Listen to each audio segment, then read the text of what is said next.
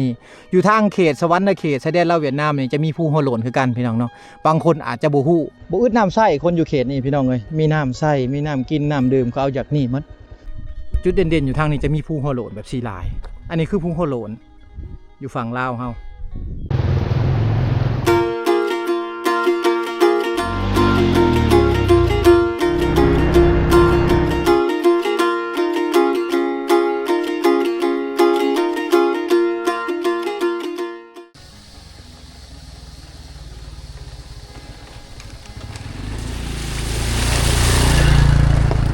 พาขึ้นไปพี่น้องเนาะเอามาในช่วงนี้ก็คือช่วงต้นฤดูฝนถ้าเอามาเขตชายแดนลาวเวียดนามแบบนี้นี่ฝนมันเริ่มจะตกแล้วพี่น้องเนาะฝนเริ่มจะตกแล้วถนนทางเหมือนแป้งดีเลยพี่น้องเลยเนาะ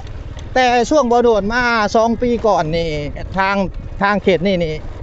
เป็นเส้นทางที่ว่ายากลำบากอะไรเลยเป็นทางแคบๆสำหรับรถไถพี่น้องเลยเนาะสำหรับรถไถรถกระบะบ่รถใหญ่ต่างๆนี่มาบ่ได้แต่ว่ามาเดี๋ยวนี้นี่เขากำลังบุกเบิกถนนหนทางใหม่ไปตามภูตามผาแบบซี่พี่น้องเนาะแต่เมื่อก่อนนี่ทางนี่แคบๆนึงในทางเลยเนาะไปมายากพี่น้องแต่ก่อนไปมายากบ่สะดวกสบายแต่มาในปัจจุบันก็ถึงว่าก็บ่สบายแต่ว่าก็ใครกว่าเก่าพี่น้องเนาะมาได้ไปได้สะดวกสบายกว่าเก่าหลายเติบเอา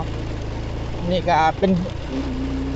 คนใกล้สิตกเลยพี่น้องเอ้ยบ่โนนกับฝ้าวเนาะฝ้าวที่จะเดินทางกลับออกไปที่จุดชุมละโกก่อนหรือว่าไปละโกก่อนพี่น้องเอ้ยเนาะนี่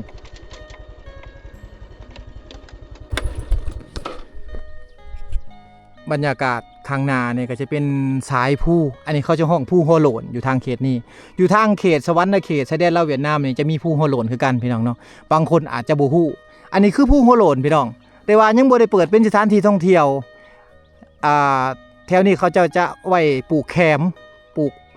ยอดไม่กวดไม่ฟอยนะพี่น้องขายเนาะปลูกแคมปลูกมันต้นมันสำปะหลังปลูกมะกล้วยต่างๆพี่น้องนี่ตัวนี้จะเป็นภูหัวโหลนนะแต่ว่าบ่แม่นสถานที่ท่องเที่ยวเด้อพี่น้องเป็นสวนเป็นไห่ของประชาชนอยู่ในเขตนี้นะ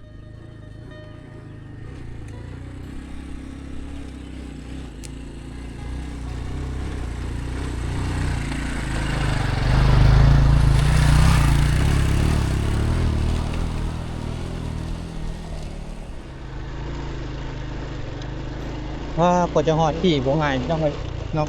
เส้นทางก็คือว่าใครก็เก่าหลายนะใครก็เก่าหลายเขาก็แปลงอยู่อนาคตอาจจะเป็นทางใหญ่ทางกว้างพี่น้องเพราะว่าเขาจะเอากังหันลมมาขึ้นภูแถวๆนี้นะเขาเช็ดกังหันลมเลยพี่น้องเนาะฉะนั้นนี่ทางมันจะใหญ่มันจะกว้างกว่านี้อนาคตแบบเส้นทางเส้นนี้จะเป็นเส้นทางที่ว่าปูยางเลยเนาะเฮ็ดเปตงมาเลยนะเส้นทางเส้นนี้โอ้ถ้าว่าเฮ็ดได้ปูยางซ้ำเข้าไปละโก้นี่แม่นเป็นเส้นทางที่ว่าคักได้ทางมาตรฐานแบบสั้นโอ้ไปดิน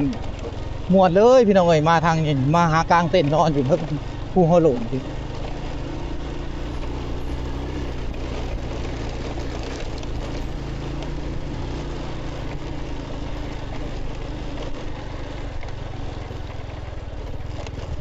ตอนนั้นก็ฮอดทางแหวกแล้วพี่น้องมันบ่ไกลปานใด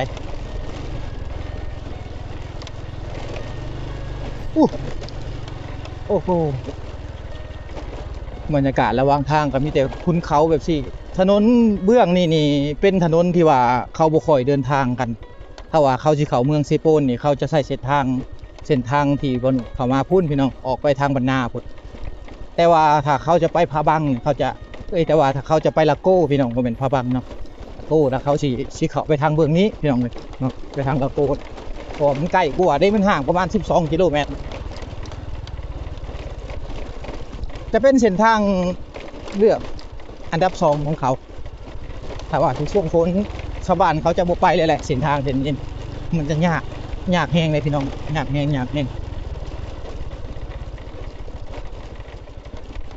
อึ๊บอึ๊บ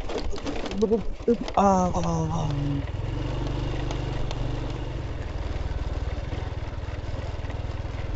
ข้างๆนี่จะเป็นสวนเป็นไห่ทั้งหมดเลยงัวควายที่เขาปล่อยมากับมาพี่แล้วพี่น้องมันมาหาอยู่หากินอยู่พี่แหละโอ้โห นี่ถ้าว่าถึกช่วงฝนนี่อยู่วางนี่น้ำจะท่วมพี่น้องเนาะน้ำมันจะท่วมถ้าช่วงฝนนี่ไปบ่ได้แหละน้ำมันจะท่วมมันเสาะหมดเลยแถวนี้เสาะหมดแล้วถ้าว่าเราจะเดินทางเส้นนี้นี่ยากที่สุดเลยข้างเทิงนี่จะเป็นภูหัวโลนพี่น้องเนาะข้างเทิงนี่จะเป็นภูหัวโลน ภูอันนี้นี่เขาเจ้าจะบ่ได้จูดเขาเจ้าบ่ได้ตัดไม้ได้พี่น้องมันจะถือสารเคมีแต่สมัยสงครามโฮจิมินห์หมดนะ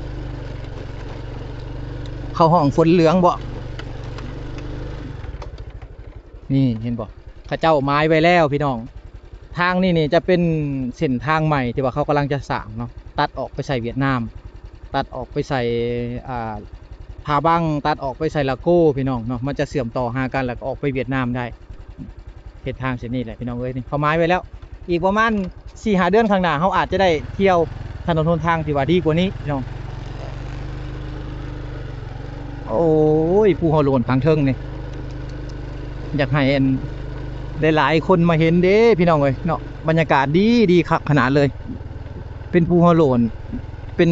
หญ้าค่าแล้วก็สิเป็นหมวดอันยัง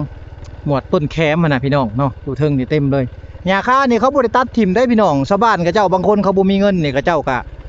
เอาไปเฮ็ดหลังคาเฮือนพี่น้องเนาะไปมุงหลังคาเฮือนมุงหลังคาเล้านะยังใช้งานได้ปกติในทางเขตนี้พระเจ้าบ่ได้ถิ่มบ่ได้ปะได้พี่น้องเอ้ยเนาะเห็นบ่เป็นแบบนี้กะ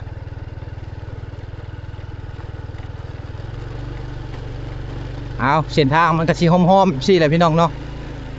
ก็สิขึ้นโน่นไปแบบนี้แหละไปเรื่อยๆเรื่อยๆโอ้โห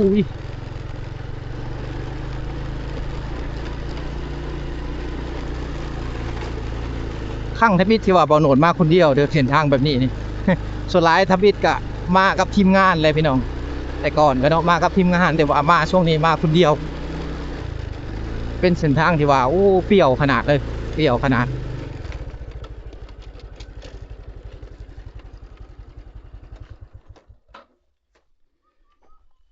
ลุ่มๆพวกก็สิเป็นไห่ของเขาเมื่อเขาจับจองสถานที่เมื่อแต่ได้พี่น้องเอ้ยอยู่หน่อยคนทางมันดีนี่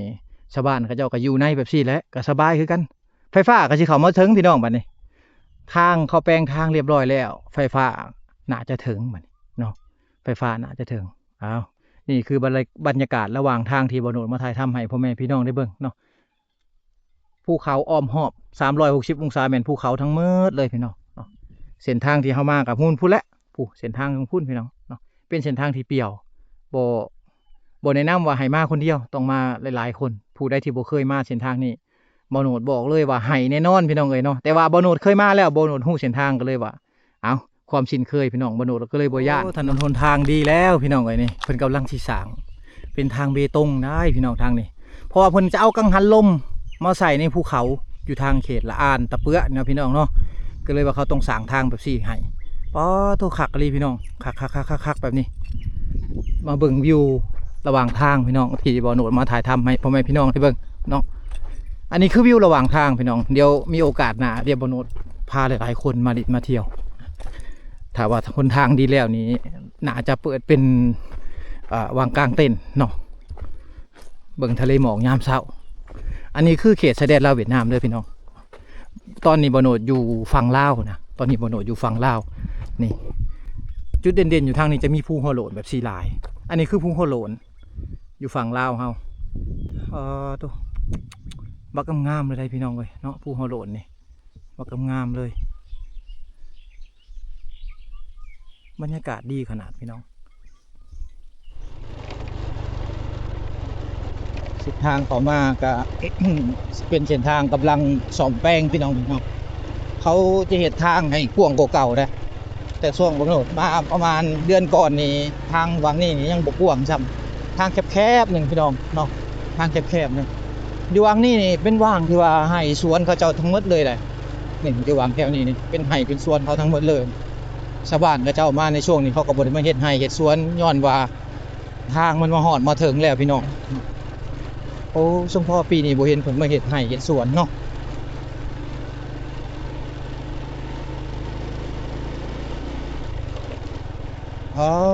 ทางดีแล้วพี่น้องเอ้ยนี่มาฮอดนี่ก็ใกล้สิฮอดแล้วแหละลาโก้พี่น้องเอ้ยเนาะใกล้สิฮอดลาโก้แล้วนี่เฮาข้ามห้วยนี่ไปขึ้นไปอีกหน่อยนึงก็ฮอดลาโก้แล้วพี่น้อง ว้าบนทางดีคักเอ้ยจังสิอืมเห็นบ่บ่อึดน้ำใช้คนอยู่เขตนี่พี่น้องเอ้ยมีน้ำใช้มีน้ำกินน้ำดื่มก็เอาจากนี่หมดน้ำอันนี้แม่นมันจะไหลไปอ่าบ้านนาหรือว่าออกไปทางอันพาบังพุทธพี่น้องเนาะเป็นแม่น้ำสายเดียวกันที่เฮาข้ามมาแต่ละหมู่บ้านนั้นทางนี้จะสะอาดแน่พี่น้องเพราะว่ามันอยู่ในป่ามันจะบ่มีคนใช้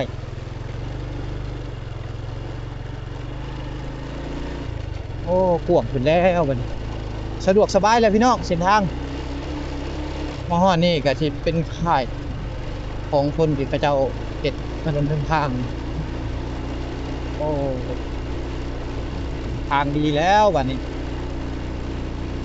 โอ้ครับ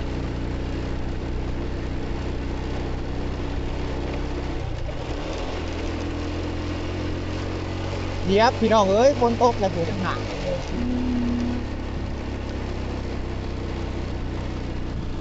โอ้โหทางดีขนาดเลยอันนี้แต่บิ๊กบ่โนดก็คิดว่าบ่โนดสิบ่มาได้พี่น้องเส้นทางนี่เพราะว่าเคยมาช่วงก่อนนะทางมันเป๊ะมันเททางมันน้อยมันแคบมันก็อันตรายแน่นะมาคนเดียววันนี้เฮาได้ลองมาเห็นแล้วโอ้ทางมันดีอะลิพี่น้องเนาะเส้นทางดีขนาดเลยสุดยอดถนนหนทางที่เอาเป็นกำลังเฮ็ดนี่เขาจะปูเปตงเนี่ยพี่น้องเขาจะปูเปตงจนไปฮอด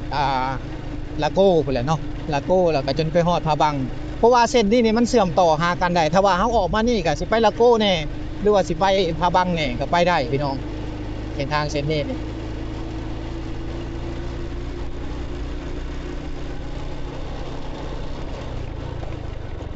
วางนี่ครับวางนี่เขาน่าจะใส่ท่อแหละเขาน่าจะยกท่อใส่พี่น้องเลย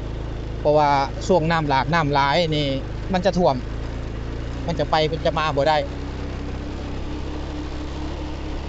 ตรงนี้น่าจะเป็นโครงการของเวียดนามพี่น้องที่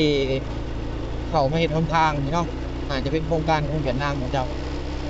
เดี๋ยวเอาไว้โอกาสหน้าผมจะพาพี่น้องมาหลอกอีกทีนึงบัดนี้สิหลอกไปทางอันพาบังคนได้พี่น้องเลย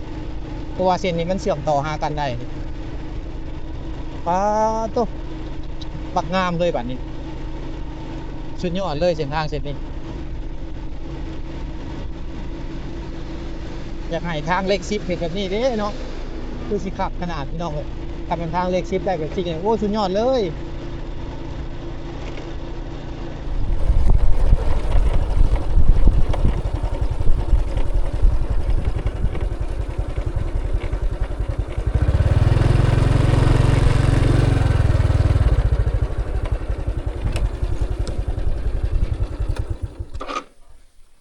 พี่น้องฮอดแล้วเส้นทางที่จะไปลาโก้ถ้าเฮาไปเบื้องนี้แม่นเส้นทางที่จะเข้าไปลาโก้นะพี่น้องเนาะถ้าว่าเฮาจะไปเบื้องนี้แม่นเส้นทางที่จะออกไปเวียดนามแล้วก็สิเข้าไปพาบังพี่น้องเนาะจะออกไปแถวเขตจิงตูบทางเบื้องนี้พี่น้องเอ้ยเนาะติดกับเวียดนามเลยเด้พี่น้องห่างจากเวียดนามประมาณ10 กิโลได้นี่เส้นทางเส้นนี้นี่จะเป็นเส้นทางดินแดงเข้าไปเลยเนาะคือว่าถ้าว่าเฮาไปเฮาต้องได้ข้ามเซซะก่อนพี่น้องเซบางเฮียงนะจึงจะเข้าไปแถวแถวเวียดนามได้พี่น้องเนาะเอานี่แหละก็คือบรรยากาศระหว่างทางที่บ่โนดมาถ่ายทำให้พ่อแม่พี่น้องได้เบิ่งเนาะเป็นบรรยากาศที่ว่าผ่านภูเขาพี่น้องเอ้ยแต่มาในช่วงนี้ก็คือช่วงที่ว่าเขาเจ้าแป้งถนนหนทางมาทีมห้อยแล้วพี่น้องอีพีนี้ก็พาพ่อแม่พี่น้องมาอัปเดตถนนหนทางที่เขาในเขตชนบทเนาะช่วงนี้เพิ่นก็แป้งถนนหนทางไปทีมห้อยแล้วเป็นถนนหนทางที่ว่างามดีพี่น้องเพราะว่าเขตนี้นี่เพิ่นจะเป็นเขตเป็นเขตกังหันลมเนาะจะเป็นทางไปตรงปูคอนกรีตเข้าไปพี่น้องเอ้ยเนาะกะสิบ่ฮู้ว่าสิแล้วในยามใดแต่ว่ายามนี้คือยามที่ว่าสะดวกสบายแหละของชาวบ้านอยู่ในเขตนี้แต่เมื่อก่อนนี่ล่มแต่รถไถถนนหนทางพี่น้องแต่ว่ามาในปัจจุบันนี่ถนนหนทางดีหลายพี่น้องดีกว่าเก่าหลายเนาะดีกว่าเก่าหลายประมาณ 70% แล้วเห็นเนาะ 30% ก็สิได้ทางไปตรงเอาไว้ถนนหนทางแล้วบ่โนดจะมาถ่ายทำบรรยากาศให้พี่น้องได้เบิ่งอีกเท่านึงเนาะตอนนี้บ่โนดเดินทางกลับก่อนก่อนเดินทางกลับนี่ก็บ่โนดก็ต้องขอบใจบ่าวหรือว่าอายวิรเดชเพิ่นที่ว่าส่งเงินมาให้500 บาทในการเฮ็ดคลิปในครั้งนี้เนาะในการซื้อขนมพี่น้องแจกยายเด็กน้อยแล้วซื้อมีแจกยายน้อยแล้วก็เป็นค่าน้ำมันของบ่โนดเนาะก็สิเป็นเงินลาวประมาณอยู่320,000 กีบพี่น้องไปเนาะก็เป็นเงินลาวประมาณ130,000 กับเป็นเงินลาวประมาณ320,000 กีบตัวหนึ่งต่อ500 บาทพี่น้องเอาอีพีนี้ก็สิมีประมาณนี้ก็ต้องขอบคุณขอบใจมาทุกคนที่เข้ามาติดตามระหับชมเด้อพี่น้องเดินทางพี่น้อยกลับก่อนวันนี้บ๊ายบาย